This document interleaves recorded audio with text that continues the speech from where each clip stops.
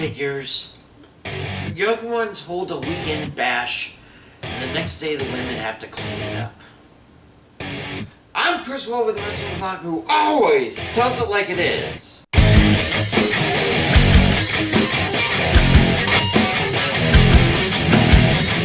don't think anyone thought Solo Sikoa would take the U.S. title, but with Bloodline 3.0 or whatever, well, except for my WWE 2K25, that is, that went 6 for 6. Maybe I should pay more attention to it. Nah. Busy weekend in pro wrestling, and not just with WWE either, but they've taken over Atlanta for PLEs and for Saturday night's main event. Now, I like that the Great American Bash has returned as an NXT title, but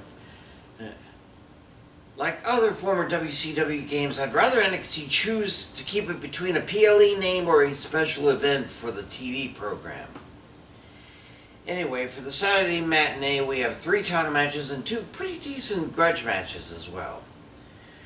But then comes the first all-female PLE in 7 years.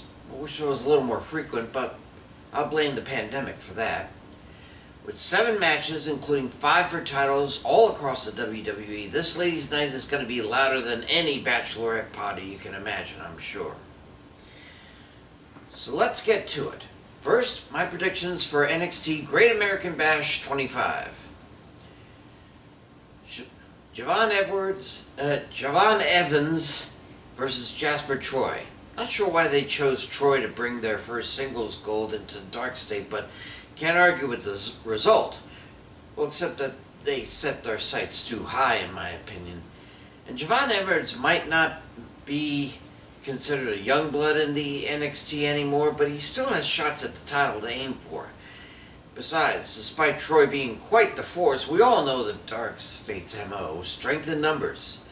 I believe the winner is Javon Evans by disqualification. If he wins cleanly, it's half a point. Fallon Henley and JC Jane versus Jordan Grace and Blake Monroe. Fatal Influence just had to open their big mouths and get Ava to make this match a day before the title match at Evolution, huh? What's more, it's Monroe's first televised match since moving from AEW. We all know what happens when vets face newbies, right? What better way to kickstart your WWE career than to beat the reigning champ, and with the other FI girls watching? Oh sure, Grace will add in too, but she's saving her strength for tomorrow, I'm sure. Winners are Grace and Monroe. Women's North American title. Sol Ruca defends against Izzy Dane. Now, while it's true that Zarya can easily take on any number of Dame's defenders by herself, Ruca's not so fortunate. Plus, she and Zarya have that tag team title match to deal with the next day. If by some stretch Zarya is overwhelmed by the culling, Dane can sneak in and put her down. Because that's what the culling does. They're the schism of 2025. Don't ask questions, just get in there, eviscerate your foe, and move on. As much as I'd like Ruca to stay champ, it seems her time has come. Winner and new champ, Izzy Dane. Men's North American title in a Falls Count Anywhere match, Ethan Page versus Ricky Saints. Both of these AEW refugees have been doing well in NXT. Admittedly, Page has been doing better, winning the NXT championship within his first month in the building. But I get the feeling his ego won't be sated until he also gets the tag team belts and then moves to the main roster for more. And Saints, well, he just wants his belt back. But in a Falls Count Anywhere match, reminiscent of the old hardcore matches, Page's egomaniacs, I call them, can do more harm to Saints than Saints can do the Page. So winner is still champ, Ethan Page. Finally, NXT Championship, Obafemi versus Yoshiki Inamura. Okay, Inamura-san, I get you have a lot of people rooting for you as the underdog, but truth is, you haven't exactly been championship material during your career abroad. You only have one title, and it was a secondary title at that. Not to mention that Josh Briggs, well, he seems to be more of a hindrance than a help. Almost like he's jealous that you got a primary title match on the PLE before he did. Either way, Femi is just on too big a roll to be stopped right now. Maybe the next Iron Survivor in December will beat him. For now, winner and still champ over Femi. Right, on to the ladies' night. Here are my predictions for WWE Evolution 25. First no-holds-barred match, Jade Cargill versus Naomi. Again, not unlike a hardcore match, save that the match is decided in the ring.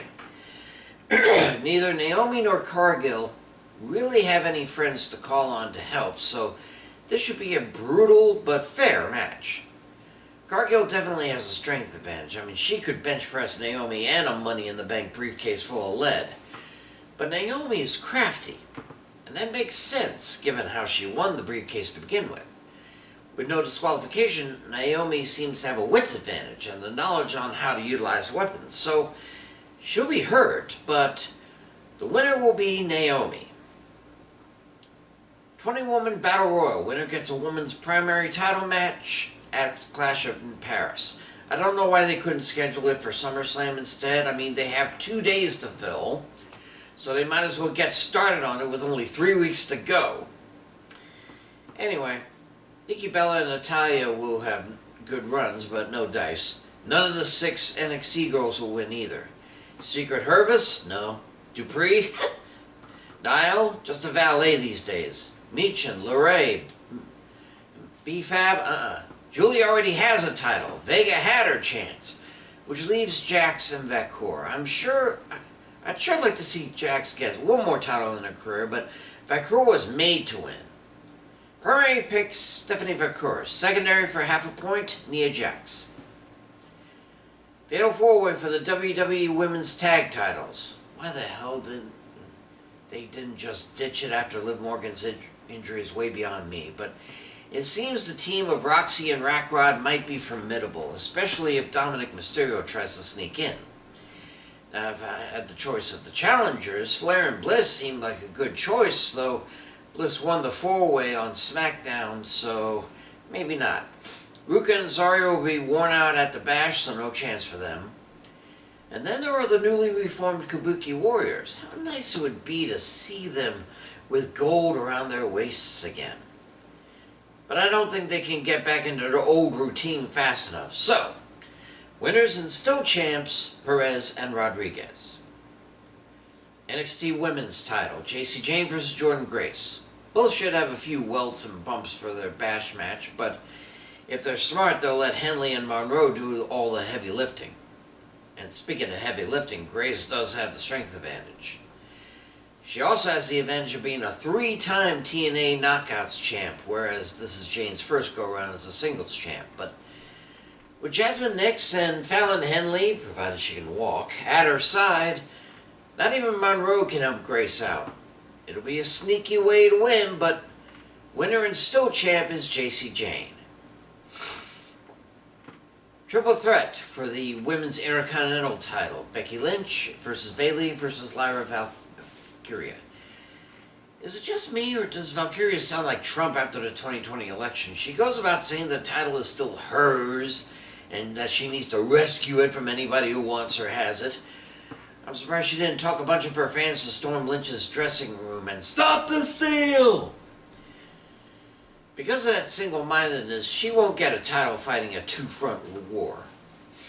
Bayley and Lynch both had runs as blank 2 belts, but Lynch is going for the sweep of all women's top belts in the main roster. Once drafted to SmackDown, she'll be after the U.S. title, I'm sure.